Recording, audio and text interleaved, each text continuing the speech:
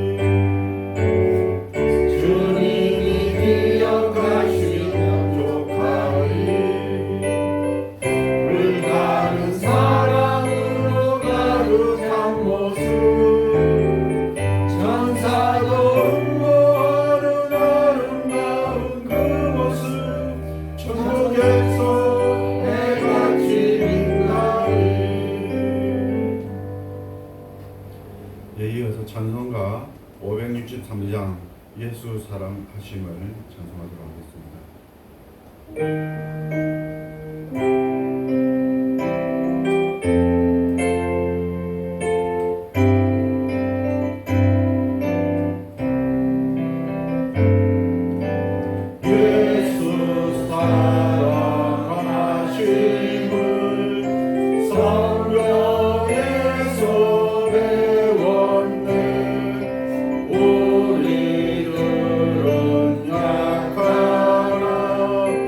Yeah.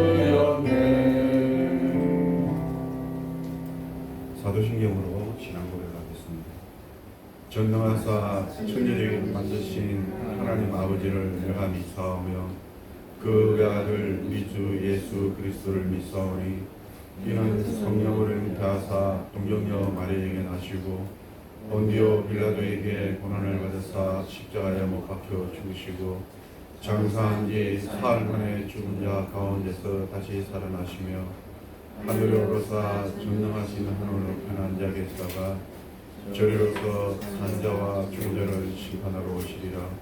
성령을 믿사오며 거룩한 공예와 성도가 서로 교통하는 것과 죄를 사하여 주시는 것과 몸이 다시 사는 것과 영원히 사는 것을 믿사옵나이다. 아멘.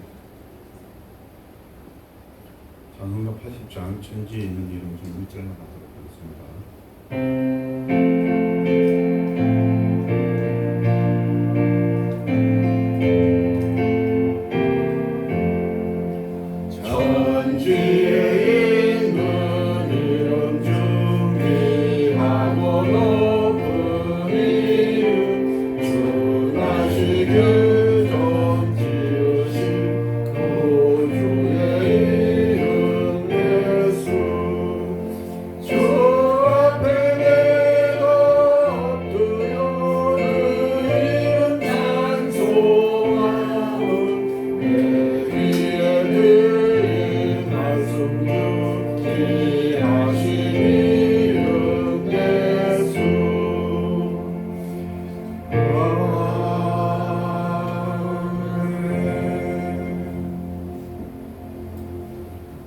기도하도록 하겠습니다. 우리를 사랑하셔서 영원히 죽을 수밖에 없는 저희들을 위해서 독생자를 보내주시고 그 독생자의 보혈의 피로 구원의 길을 열어주시며 영생의 길을 허락해 주신 하나님의 그 사랑을 감사드립니다. 또한 우리를 위하여서 인간의 몸으로 오시고 십자가에서 피 흘림을 당하신 예수님의 사랑을 주님 감사드립니다. 우리가 이 사랑을 잊지 않게 하여 주시옵고 온전히 우리의 마음속에 하나님의 사랑을 굳건한 반석으로 하여서 온전한 믿음을 씌울 수 있도록 주님 함께 하여 주시옵소서. 우리의 얄팍한 지식으로 우리의 고집으로 하나님의 그 무한한 능력과 사랑을 의심치 않게 하여 주시옵고 우리의 온 삶을 하나님께 믿음으로 바칠 수 있도록 주님이 허락하여 주시옵소서. 우리의 생각하는 것과 우리의 말하는 것과 우리의 행동하는 것들이 온전히 예수님의 모습을 닮아갈 수 있도록 주님 함께하여 주시옵소서.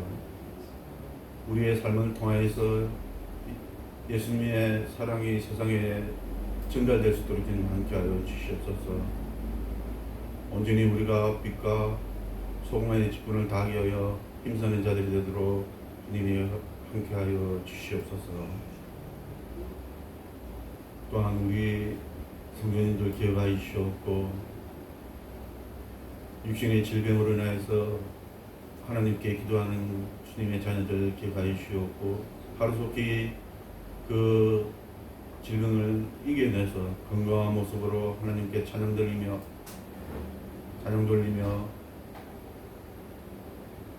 주의 일에 또 세상의 일에 열심을 다할 수 있도록 주님 함께하여 주시옵소서. 경제적인 문제로 근심하는 주님의 자녀들 기억하여 주시옵고 이 천지 만물을 창조하시며 이 세상의 주인이 되시는 하나님께서 허락하실 때에 그 모든 어려움들이 해결될 줄로 믿습니다. 그리하여서 세상의 주인 되신 하나님을 체험하는 귀한 역사가 일어나도록 주님의 함께하여 주시옵소서. 또 가정의 문제로 직장의 문제로 자녀의 문제로 기도하는 우리 성도님들의 기도가 하루속히 이루어지도록 주님이 허락하여 주시옵소서. 오늘도 말씀을 전하실 이성훈사님께 좀 함께 하시고 그 말씀을 통하여서 하나님께 영광을 돌리며 우리가 은혜 받는 시간이 될 수 있도록 주님 함께 하여 주옵소서. 이 모든 말씀 우리 주 예수 그리스도의 이름으로 기도드렸습니다. 아멘. 성시기도 10편 68편 교독하도록 하겠습니다. 여호와여 내가 주께 피하오니 내가 영원히 수치를 당하게 하지 마소서. 주의 은혜로 나를 부르시며 나를 풀어주시며 주의 길을 내게 주는 내가 항상 피하여 숨을 바위가 되소서. 주께서 나를 구원하라 명령하셨으니 이는 주께서 나의 반석이시요 나의 요새이시니 나의 하나님이여 나를 악인의 손 곧 불의한 자와 흉악한 자의 장중에서 피하게 하소서. 주 여호와여 주의 나의 소망이시요 내가 나올 때부터 신뢰하니이다. 내가 모태에서부터 주를 의지하였으며 나의 어머니의 배에서부터 주께서 나를 택하셨사오니 나는 항상 주를 찬송하리이다. 아멘. 예, 여러분들이 각자 소원하고 기도하는 제목을 가지고 합심 기도하도록 하겠습니다. 기도 후에 안상호 목사님 나오셔서 찬양하도록 하겠습니다. 기도하겠습니다.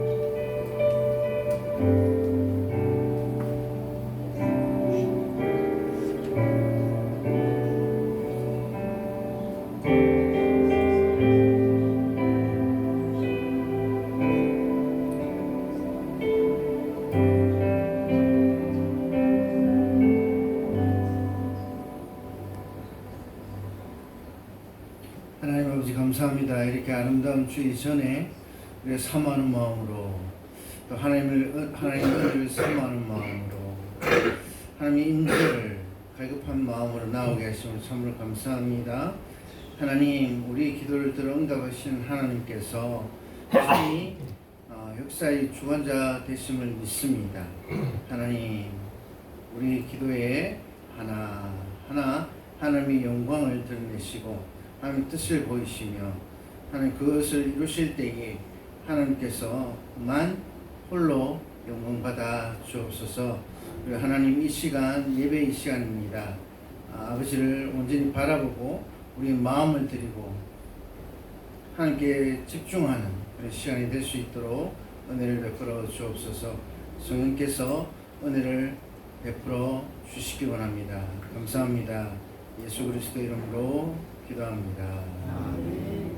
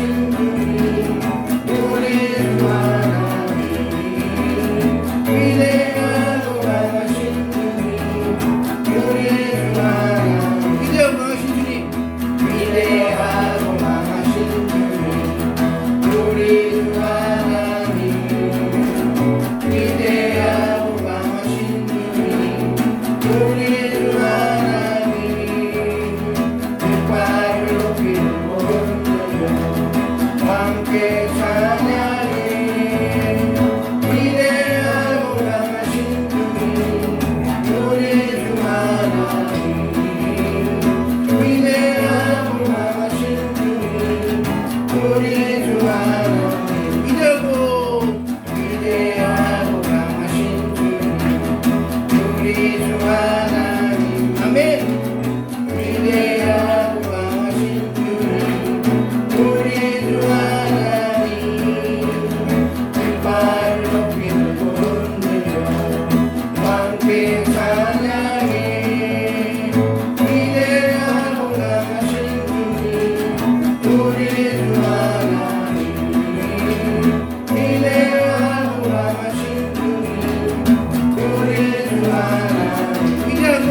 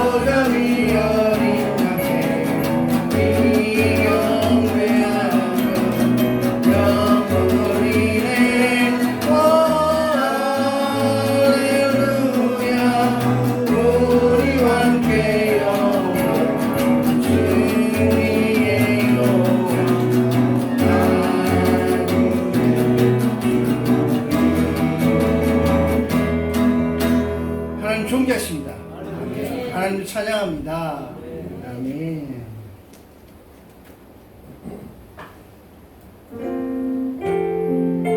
하나님 향한 우리 사랑을 고백하면 좋겠습니다. 이 시간.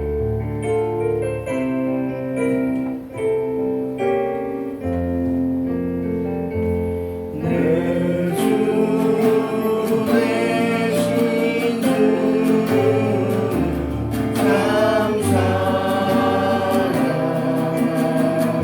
감사하고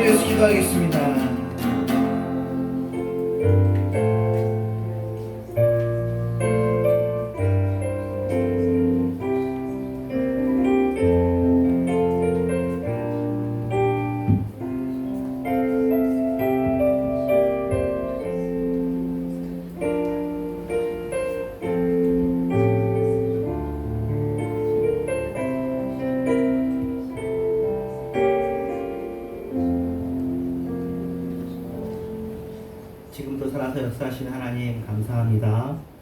주님 한 분만으로 인해서 이 세상이 만들어졌다는 것을 우리가 믿고 또 이 세상 과학 문명이 아무리 발달해도 여기에 의미와 생명을 주시는 것은 창조주 하나님이신 것 그리고 또 우리를 구원하신 예수님이신 것을 우리가 기억합니다.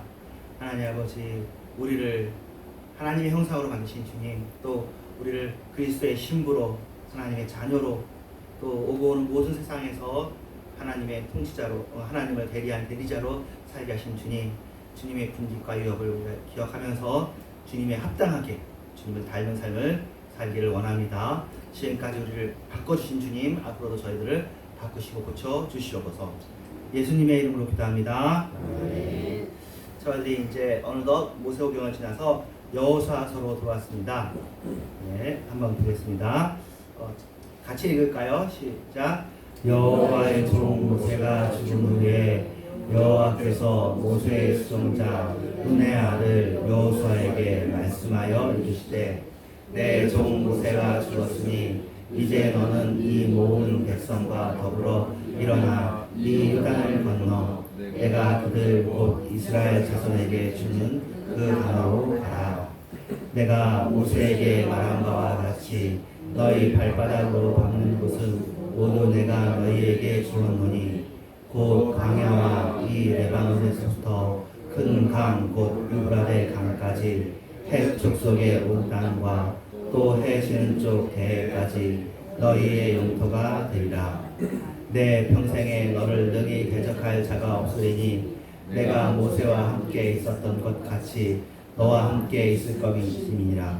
내가 너를 떠나지 아니하며 버리지 아니하리니 강하고 담대하라. 너는 내가 그들의 조상에게 맹세하여 그들에게 주리라 한 땅을 이 백성에게 차지하게 하리라.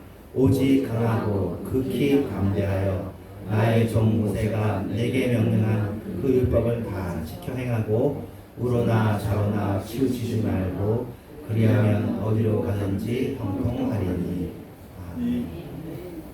예, 그 한국 교회가 많이 사랑하고 또 여러분들도 많이 들었을 본문이고요. 뭐 우리나라 사람들 뿐이겠습니까?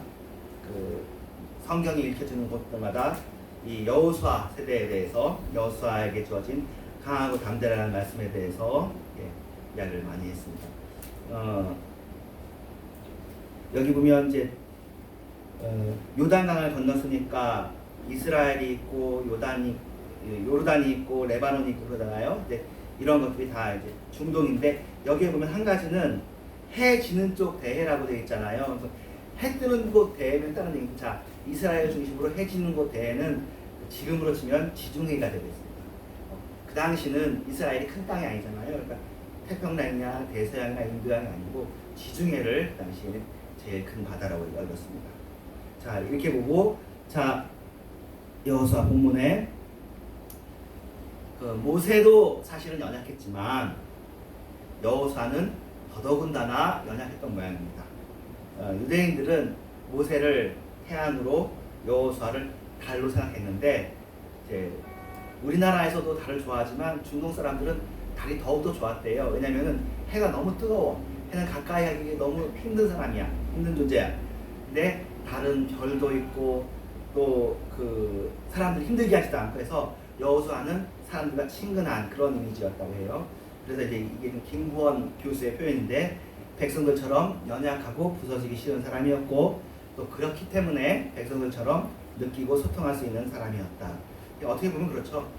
그 구약과 신약을 비교한다면 구약의 하나님은 이제 무섭죠. 무섭고 크고 신약의 예수님은 우리하고 친근하고 우리의 친구가 되어지고 오늘 우리의 메시지 오늘 우리가 설교 말씀 통해서 볼 부분들도 사실은 그 여호수아에 나와 있는 가나안 진멸에 대해서 이게 너무 센 이야기란 말이에요. 굉장히 큰 이야기고 좀 우리를 무섭게 하는 이야기라 그것을 예수님에게 우리가 익숙한 우리가 보기에는 너무 겁이 나니까 그것들을 사실은 하나죠.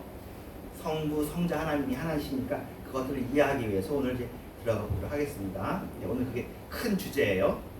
모세와 여호수아처럼 하나님과 예수 그리스도처럼 이렇게 자 하나님께서는 여호수아에게 여러 차례 강하고 담대하라고 말씀하시는데, 예, 이번에 이제 본 것 중에 하나, 심지어 같은 지파 사람들인 같은 사람들인 르우벤, 갓, 므낫세 지파 사람들도 여호수아에게 예, 강하십시오, 담대하십시오라고 이야기를 했다고 했어요.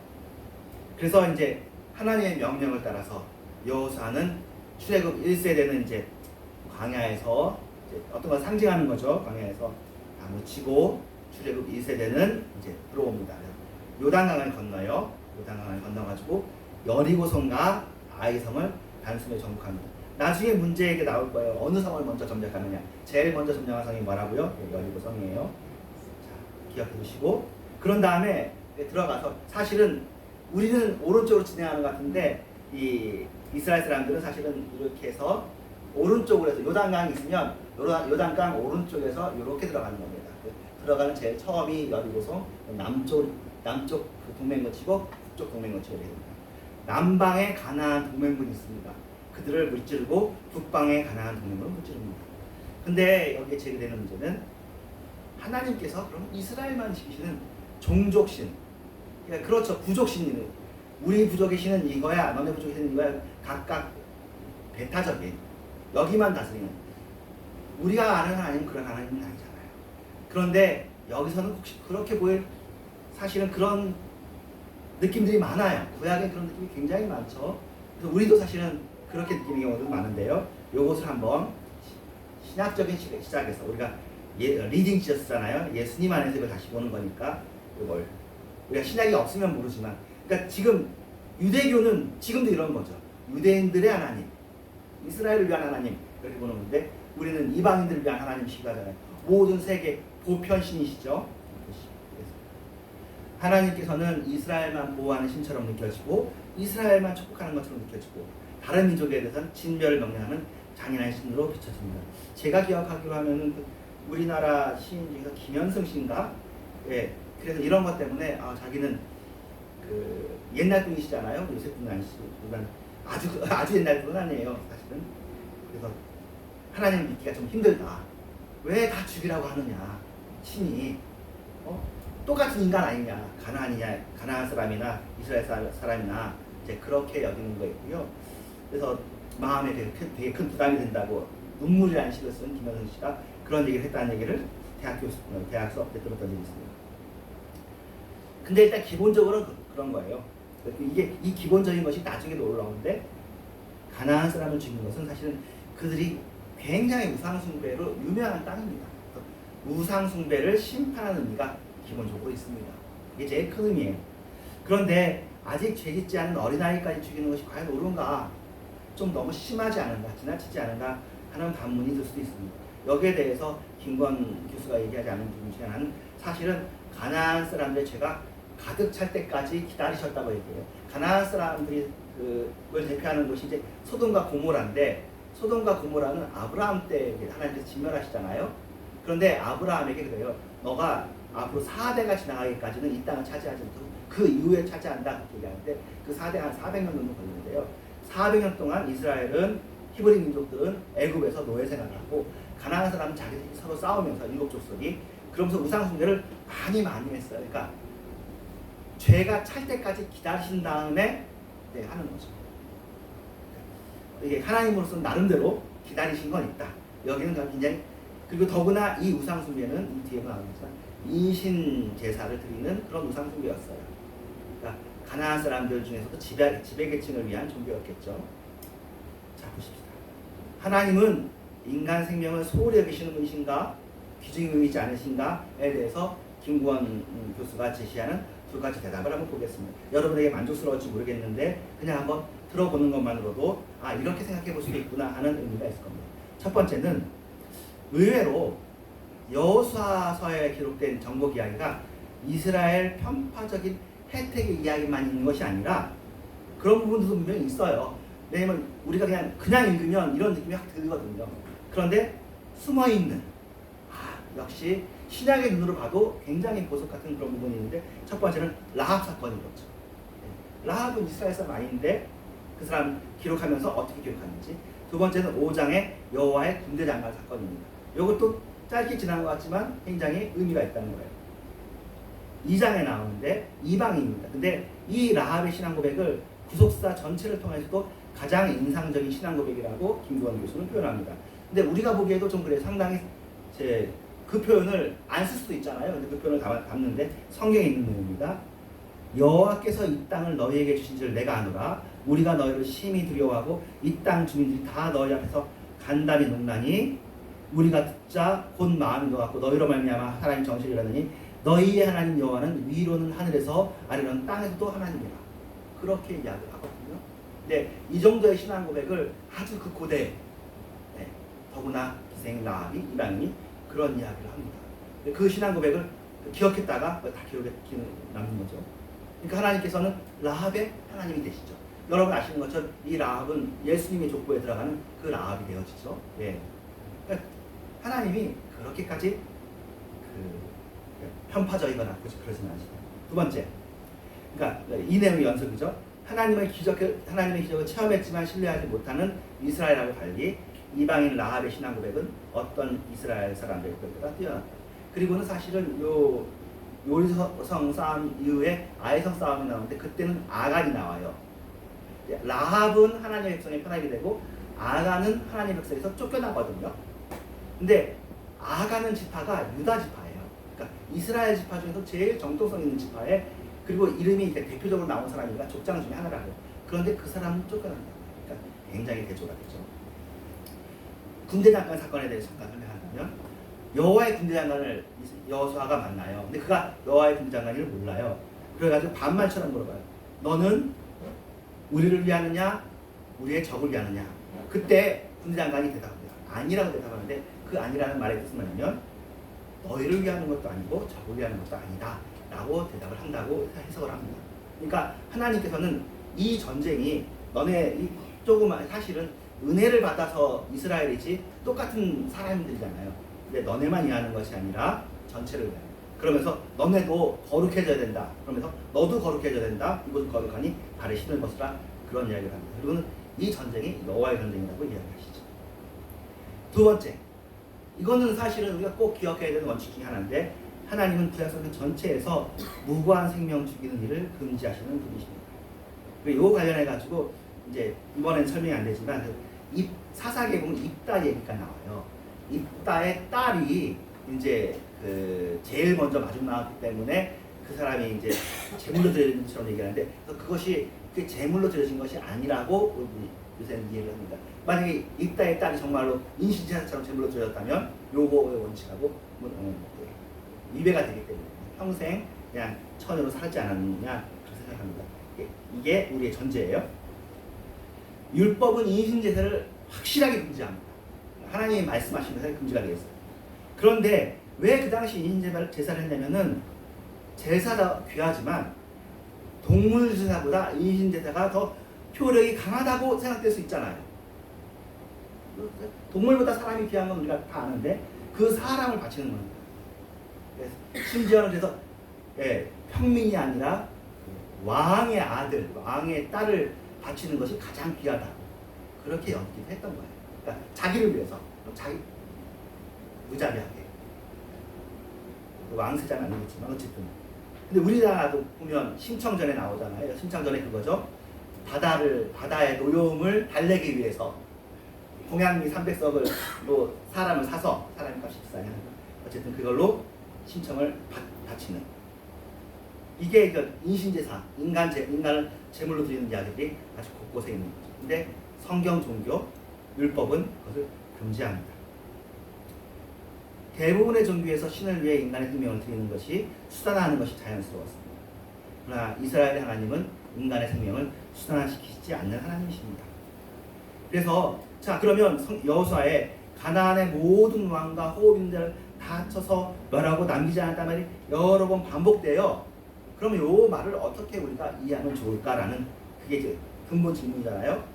그것에 대한 설명이 이후에도 보면 가나안 사람들이 여전히 존재하고 있어요. 그래서 여호수아에서 모든 자를 진멸했다는 것은 하나님께서 족장들에게 한 약속을 신실하게 지키셨다. 그 가나안 힘 있는 사람들, 가나안 땅을 차지하는 사람들을 하나님께서 무찔러 주시고 여기를 이스라엘이 차지하게 해주셨다. 약속의 신실의 하나님을 나타나시는 문학적 표현으로. 그 당시 이제 그 중문동뿐만 아니라 모든 옛날 문학들은 사실 좀 과장이 있죠.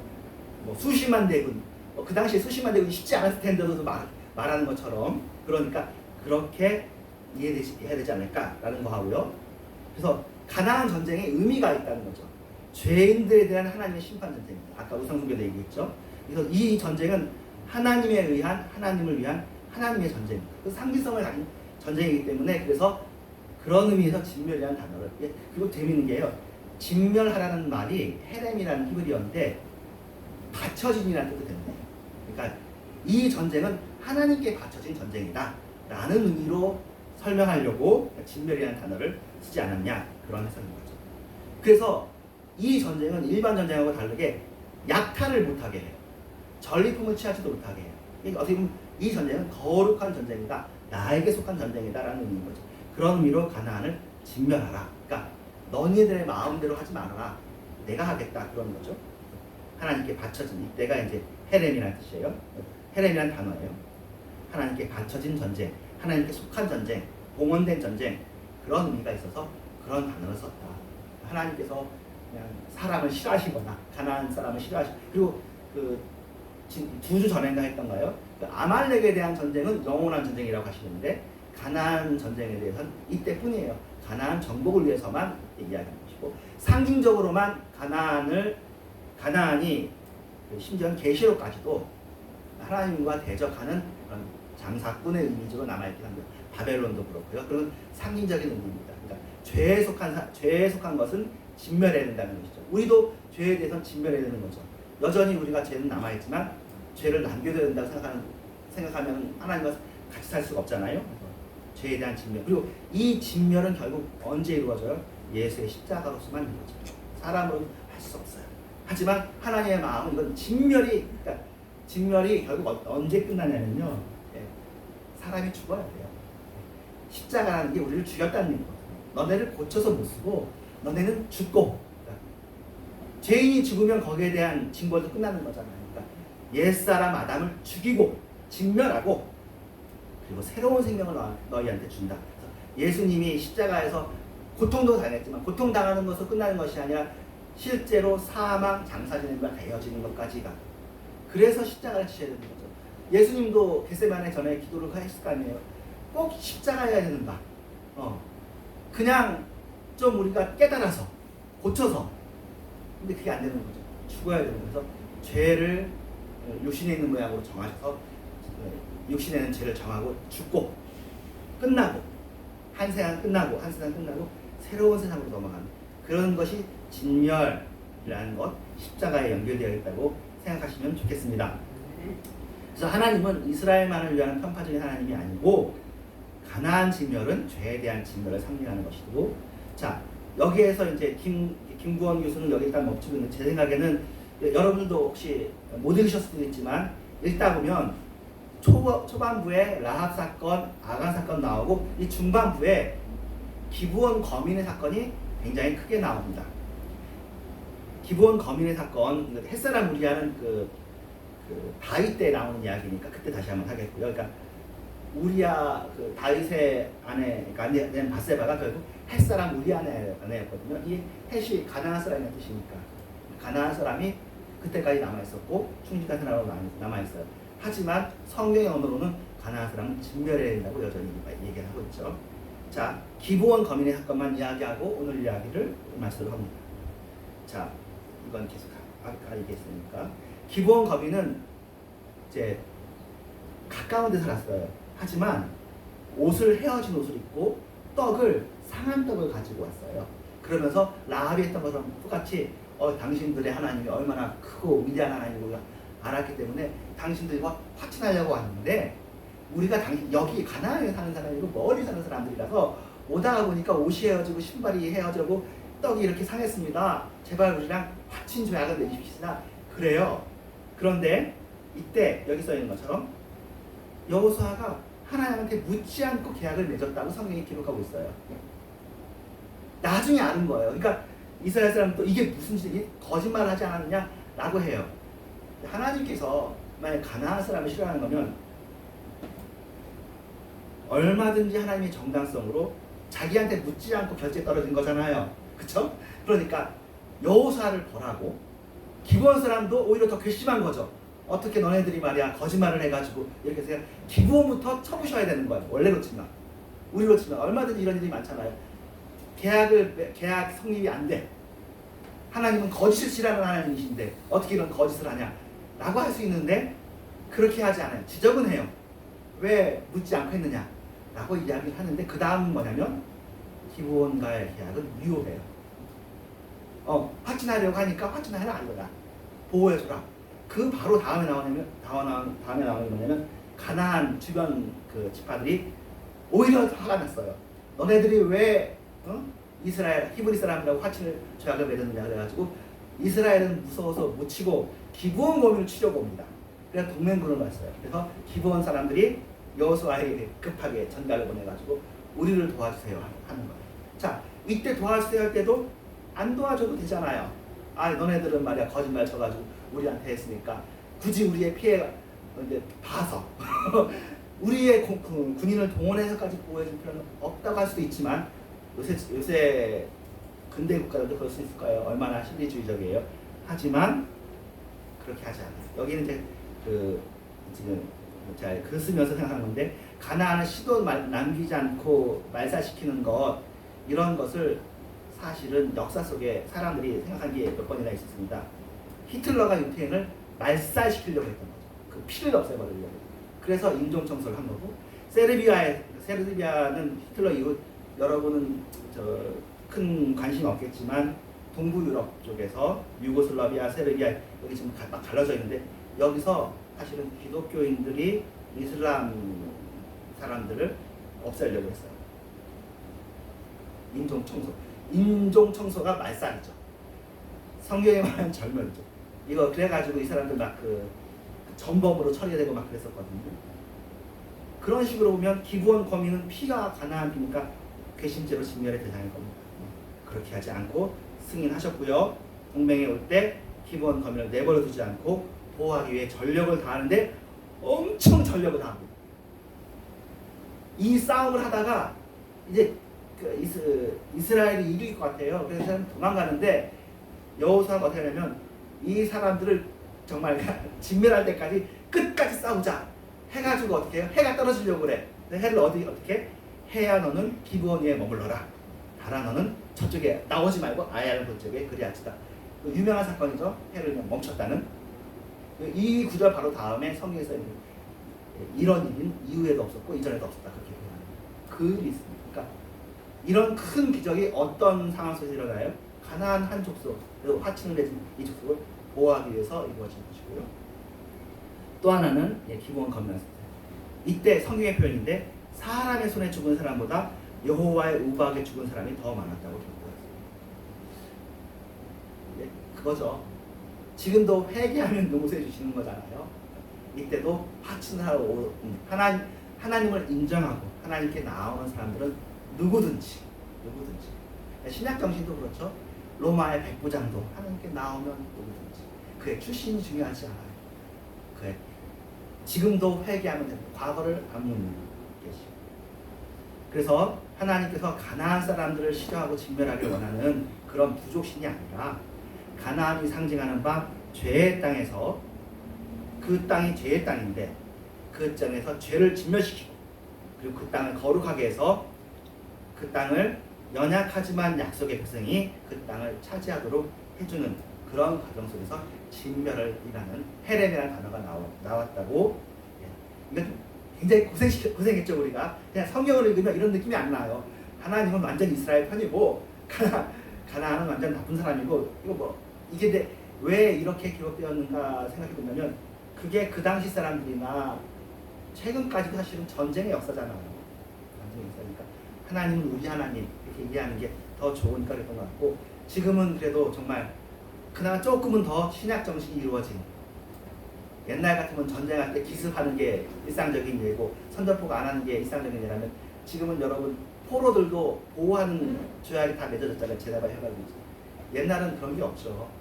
무자비한 시대에서 그나마 자비가 통하는 시대가 있으니 그 자비가 통하는 시대에서 이 무자비한 시대의 말씀을 봐도 하나님께서 그렇게 보이는 하나님의 자비의 모습, 하나님께서 보편적인 모습이 보일 수 있다라고 현 시대의 시각으로 다시 이해하는 거고요. 이런 이해는 제가 생각할 땐 저도 이제 예수 믿은 한국 교회를 안 지 한 40년 되는데 이렇게 여호수아서를 잘 이해하지 않아요. 여전히 여호수아서는 하나님은 우리 편, 강하고 담대하게 여호수아 본받아 앞으로 가자, 허락하신 땅을 나아가자가 기본 해석이고요. 이거는 조금 그 다음 세대를 위한 해석이라고 볼 수 있습니다. 자, 이제 문제. 여호수아가 두 정탐꾼을 보냈습니다. 근데 여리고에서 유숙했던 곳은 누구의 집일까요? 네, 라합, 기생 라합의 집. 2장에 나와요. 자, 이스라엘 백성이 요단을 건널 때 제일 선두에 섰던 사람들은 누구일까요? 예, 1, 2, 3, 4번이 있는데 3번, 4번이라고 생각하진 않으실 거고 1번하고 2번이 헷갈리더라고요. 저도 언약궤를 맨 제사장이 앞서갔을까? 나팔을 든 제사장이 앞서갔을까? 둘 다 제사장이니까 예, 답은 1번이에요. 언약궤가 먼저 가고 그 다음에 나팔이 앞서갔대요. 이것은 뭐 여러분 설교 많이 들으셨죠? 군인이 앞서가는 것이 아니라 말씀이 앞서가는 것입니다.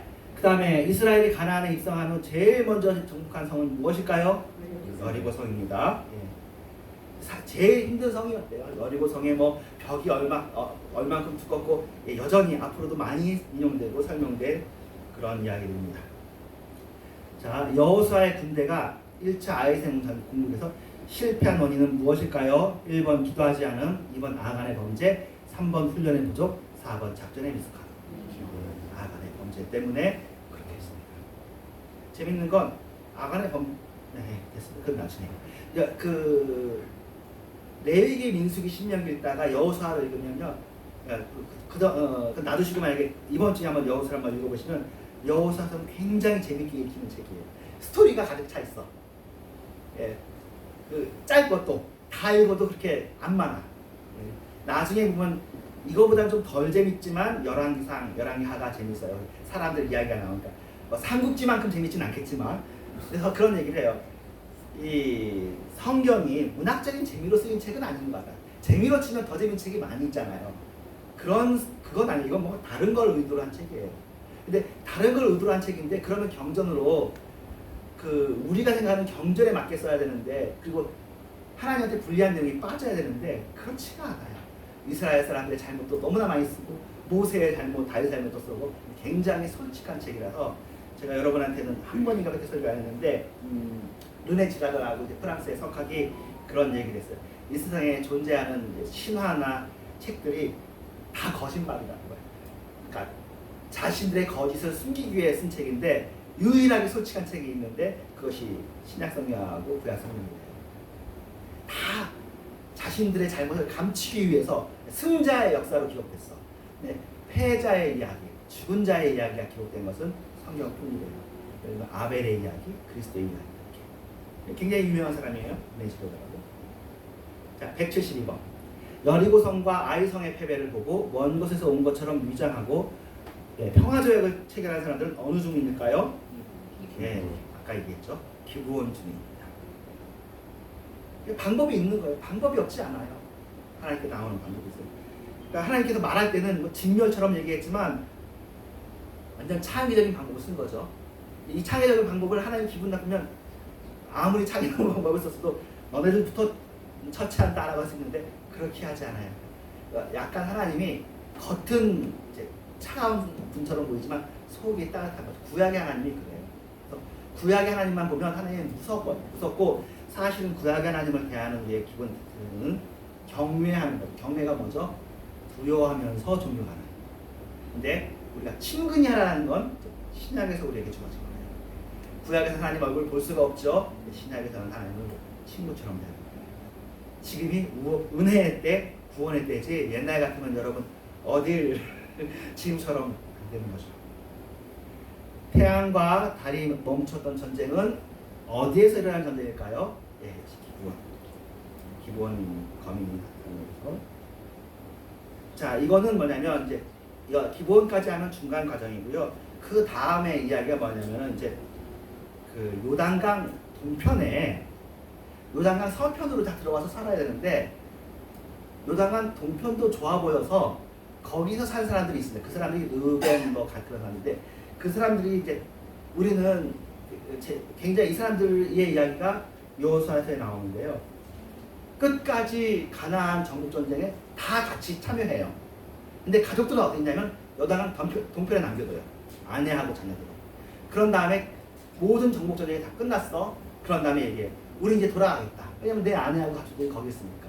하나님이 주신 땅은 요단강 서편의 땅이지만 여기도 우리가 바산한 오경 다 격퇴하고 했기 때문에 우리에게 주어진 땅이니까 멈추겠다. 그러니까 두저 가겠다 하니까 여호수아가 그들에게 얘기합니다. 너네 거기 갔다가 여호와를 안 믿을 것 같다. 너네가 정말로 여호와를 믿겠느냐 하면서 이제 이야기하는 내용이 24장인데요. 그러므로 이제는 여호와를 경외하며 온전함과 진실함으로 그를 섬겨라. 너희의 조상들이 강 저쪽과 애굽에서 섬기던 신들을 치워버리고 여호와만 섬겨라. 만일 여호와를 섬기는 것이 너희에게 좋지 않게 보이거든 너희 조상들이 강 저쪽에서 섬기던 신들이든지 또는 너희가 거주하는 땅에 있는 아모리 족속의 신들이든지 너희가 섬길 자를 오늘 택하라. 마음대로 해라. 자유를 준다. 근데 나는 오직 나와 내 집은 여호와를 섬기겠노라 하는데 이 부분도 설교가 되게 많이 됩니다. 여호수아 1장 설교 많고 여리고 성서를 말고 제 세 번째로 요새 많이 하는 설교가 오직 나는 여호와를 섬기겠노라가 아니 여호수아에서의 설교 제목인데요. 네. 나는 여호와를 섬기겠다고 얘기합니다. 근데 재밌는 건 이 사람들이 결단합니다. 여호와를 버리고 다른 신을 섬기지를 않겠다고 다짐을 해요. 근데 여호수아가 너네 못할 것이다. 근데 이 너네 못할 것이다가 사실 구약 전체에 대한 내용이고 인간 전체에 대한 내용이에요. 너네는 능히 여호와를 섬길 수가 없을 것이다.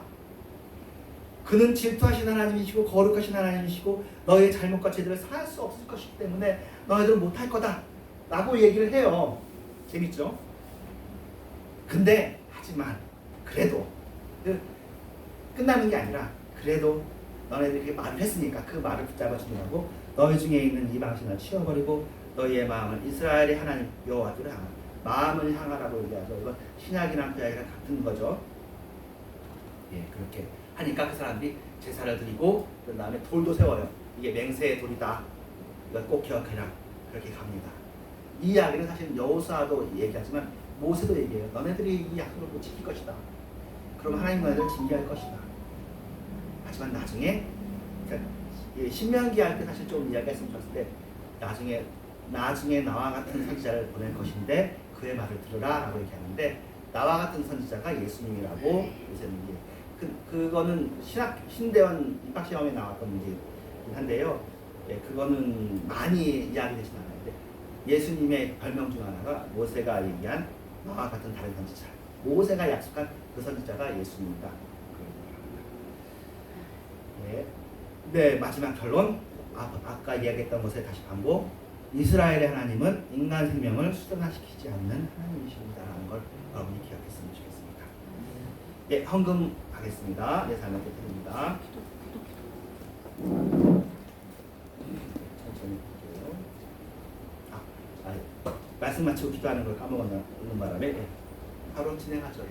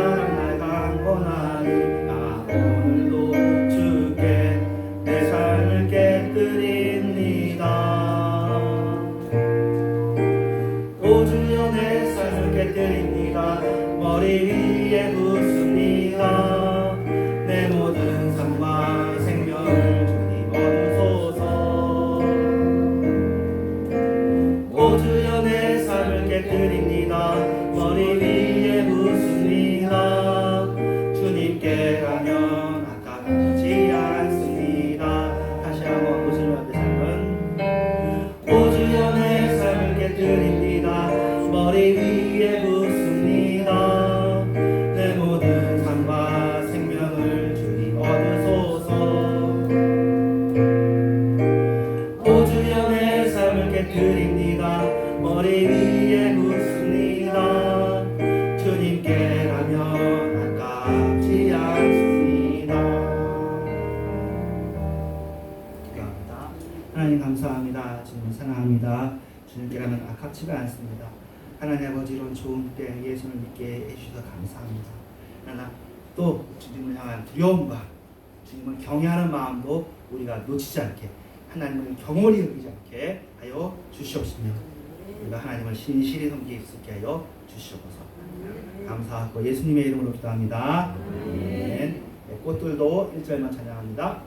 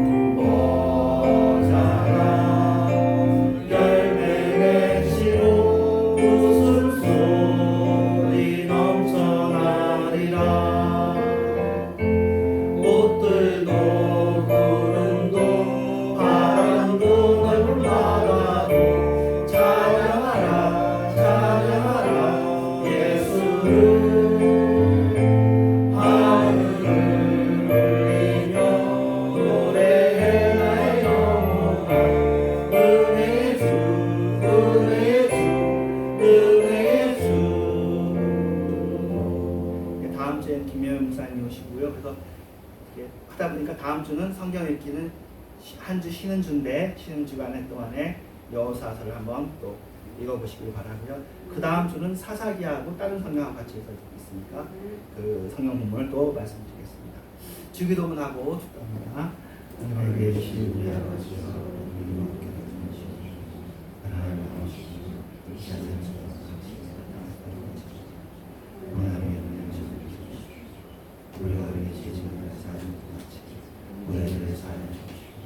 우리를 신부인 나의 주소서. 나만함에서 없소서. 내게 나와 건설할 왕의 모습께 영원히 있사옵나이다. 아멘. 내가 참 지금은 교회의 머리이신 예수 그리스도의 은혜와 하나님의 사랑과 성령 역사심이 지금 변함없이 사랑하는 모든 신령들 교회와 이런 교회 위에 이제부터 영원토록 함께 계실지어다. 아멘.